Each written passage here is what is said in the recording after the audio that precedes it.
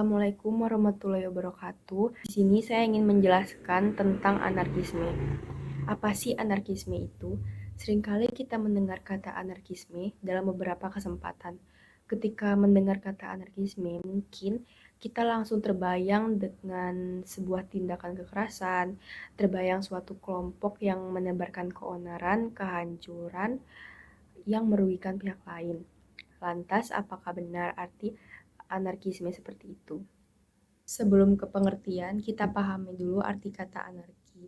Anarki berasal dari bahasa Yunani, yaitu anarkos, yang artinya tanpa pemerintahan.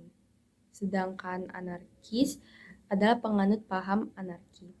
Jadi pengertian secara umum, anarkisme itu adalah filsafat politik yang menentang bentuk-bentuk pemerintahan, hierarki, dan otoritas yang dipandang sebagai penghalang bagi kebebasan individu. Dan di sisi lain, anarkisme adalah lembaga sukarela yang mengatur diri sendiri. Ada beberapa topik yang terkait dengan anarkisme. Yang pertama, sejarah anarkisme. Sejarah anarkisme dimulai pada abad 19 dengan munculnya pemikiran dan gerakan anarkis di Eropa. Beberapa tokoh penting dalam sejarah anarkisme termasuk Pierre-Joseph Proudhon, Mikhail Bakunin, dan Emma Goldman. Yang kedua, filosofi anarkisme. Anarkisme adalah sebuah filsafat politik yang memiliki berbagai aliran dan pandangan. Beberapa aliran anarkisme antara lain anarkisme individualis, anarko-komunisme, dan anarko-indikalisme. Yang ketiga, revolusi dan perlawanan anarkis.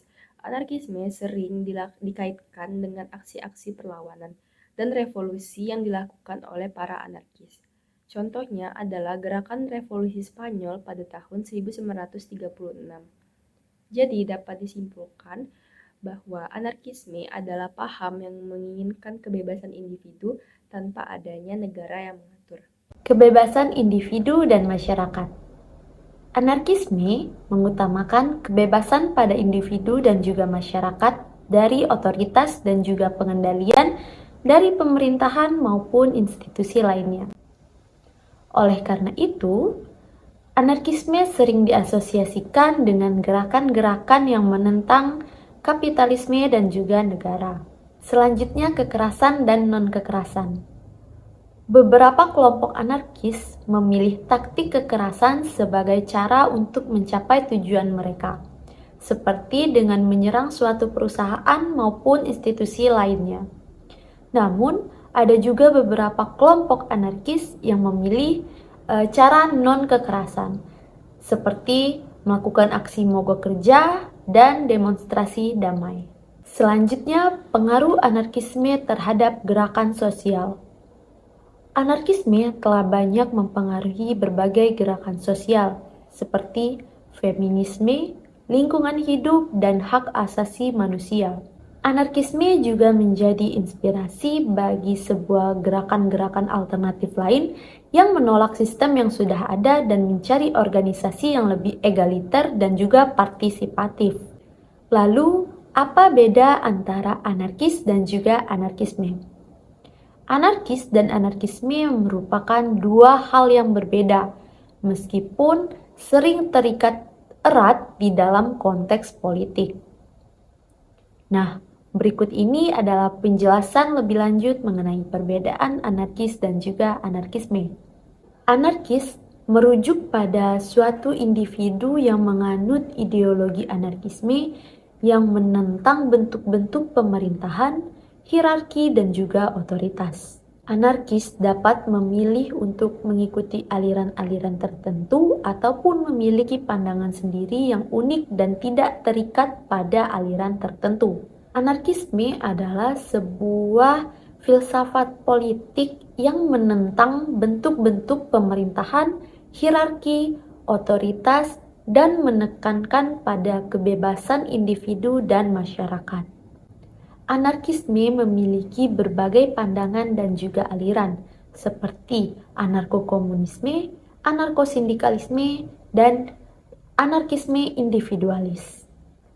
Singkatnya, anarkis adalah seseorang atau individu yang menganut sebuah ideologi anarkisme Sementara anarkisme adalah sebuah filsafat politik yang menentang bentuk-bentuk pemerintahan dan juga otoritas. Beberapa kebijakan pemerintah Indonesia yang banyak ditentang oleh warganya itu apa aja sih? Nah, yang pertama ini ya cuy, ada Undang-Undang Cipta Kerja. Undang-Undang Cipta Kerja atau Omnibus Law yang disahkan pada Oktober 2020 menuai banyak protes dan aksi unjuk rasa dari berbagai kalangan masyarakat. Nah, kenapa sih hal itu tuh bisa menuai banyak protes dan aksi unjuk rasa dari masyarakat? Itu dikarenakan undang-undang ini dinilai merugikan hak-hak buruh dan lingkungan, serta mengurangi kewenangan daerah dalam menetapkan kebijakan suatu ekonomi. Nah, jadi hal-hal yang sudah saya sebutin tadi itu tuh yang membuat warga atau masyarakat itu berbondong-bondong untuk unjuk rasa turun ke jalan karena mereka merasa dirugikan dengan adanya Omnibus Law ini. Nah, terus yang berikutnya juga ada kebijakan tenaga kerja asing nih. Kebijakan pemerintah untuk mempermudah masuknya tenaga kerja asing ke Indonesia menuai banyak protes dari kalangan buruh dan pekerja Indonesia. Nah, jadi di tahun ini tuh banyak kabar, banyak berita bahkan yang saya baca bahwa lapangan pekerjaan itu semakin susah. Tapi sayangnya pemerintah kita malah mempermudah aturan untuk tenaga kerja asing masuk. Jadi kayak ini nih lapangan kerja itu sedikit gitu. Lapangan kerjanya sedikit, yang ingin melamarnya banyak, itu kan berebut-berebut tuh.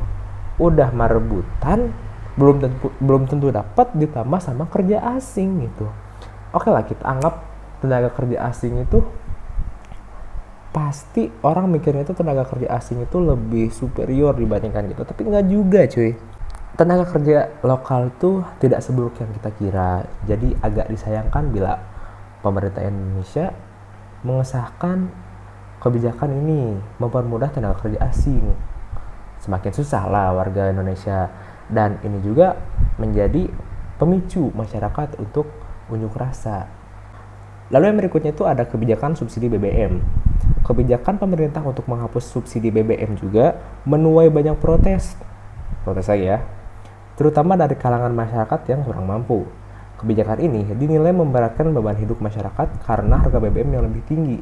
Jadi kayak zaman ini tuh semua serba mahal, cuman ada suatu kebijakan dari pemerintah yaitu naikin subsidi BBM yang dimana itu tuh memberatkan masyarakat yang kurang mampu.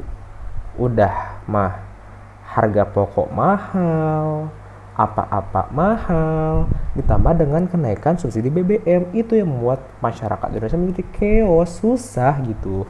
Dampak dari kenaikan BBM ini membuat masyarakat juga turun ke jalan juga gitu. Nah, kita bahas deh satu kasus kenaikan BBM yang secara detail gitu. Jadi kita tahu ya, pada tahun September 2022 kemarin itu ada konflik Rusia dan juga Ukraina. Nah, dua negara ini berkonflik, tapi imbasnya ke seluruh dunia. Loh, kenapa tuh? Karena gara-gara embargo yang diberlakukan oleh Amerika dan sekutunya terhadap Rusia ini menyebabkan kenaikan permintaan secara signifikan terhadap minyak dunia ini, teman-teman. Jadi, pada akhirnya, karena permintaan semakin meningkat, harganya pun juga makin meningkat. Ini ngebuat satu dunia ketar-ketir karena kita semua tahu kalau minyak dunia itu adalah sebagai komoditi primer dan juga sebagai motor penggerak usaha industri di seluruh dunia. Terus for your information teman-teman, jadi di tanggal 3 September 2022 itu pemerintah mengeluarkan harga baru buat bahan bakar minyak atau BBM yang secara rinci di sini. Nah, sebagai langkah awal pun pada akhirnya pemerintah memutuskan untuk menaikkan anggaran subsidi BBM yang awalnya sekitar 152 triliun dari anggaran APBN, naiklah jadi 502,4 triliun yang artinya anggarannya itu udah dikali lipatin 3,4 kali lipat lebih daripada anggaran awal. Gila, itu duit semua sih. Tapi menurut Menteri Keuangan ini masih belum cukup sih untuk mencegah terjadinya kompensasi yang lebih tinggi gitu. Kalau misalnya ini nggak ditambahin solusinya, kayaknya bakal kompensasi lagi sekitar 198 triliun dan rasanya bakal sia-sia banget karena uang segitu jadi menguap gitu aja teman-teman. Kemudian Bapak Presiden Joko Widodo pun juga mengatakan kalau sebenarnya nih solar sama pertalite itu diharapkan dan ditujukan kepada orang-orang kurang mampu atau kepada penggerak sektor-sektor usaha yang bisa memajukan perekonomian. Tapi memang dalam pelaksanaannya mengalami kebelokan dikit lah gitu ibaratnya ya. Yang awal ditujukan untuk orang-orang kurang mampu dan juga penggerak sektor usaha untuk memajukan perekonomian negara, justru malah yang menikmati solar sama pertalite ini tuh justru orang-orang yang mampu gitu. Jadi kayak ibaratnya nggak tepat sasaran, dan itu jadi PR juga buat pemerintah gimana caranya supaya anggaran itu bisa sesuai sasaran dan nggak ngebuat jadi kesenjangan sosial tuh makin jadi gitu. Di mana situasi yang sulit dan terkesan bagi sebagian orang tidak berpihak pada rakyat kecil. Stereotip yang muncul belakangan ini merupakan konsekuensi atas kebijakan yang tidak populer bagi pemerintah dan presiden secara khusus. Namun jika dilihat dari aspek yang lebih luas, kebijakan ini merupakan kebijakan yang paling visible yang dapat diambil. Pemerintah sudah tidak mungkin menahan pembekakan alokasi kompensasi subsidi dan sampai akhir tahun 2022 kemarin. Sebagai langkah awal mewujudkan alokasi subsidi tepat sasaran, Presiden menyebutkan bahwa pemerintah akan memberikan bantuan yang dinamakan bantuan langsung tunai atau bisa disebut dengan BLT. Setelah mengetahui titik permasalahan di atas, pemerintah memberikan solusi terkait permasalahan subsidi bahan bakar minyak ini, yaitu sebagai berikut. Yang pertama yaitu meningkatkan produksi bahan bakar dalam negeri, sekaligus mengembangkan teknologi dan pemanfaatan energi baru terbarukan atau yang disebut dengan EBT. Dua, transformasi ke kendaraan listrik, mengingat bahwa sumber daya alam di Indonesia cukup limpah. 3. Memastikan bantuan langsung tunai tepat sasaran. Yang keempat, mengalokasikan pengalihan subsidi selain bantuan langsung tunai juga dalam bentuk subsidi harga kebutuhan pokok. Dan yang terakhir, optimalisasi infrastruktur dan pelayanan transportasi publik. Hanya itu informasi yang dapat saya sampaikan mengenai permasalahan yang kelompok kami bahas. Apabila ada salah kata, mohon maaf, saya ucapkan terima kasih. Wassalamualaikum warahmatullahi wabarakatuh.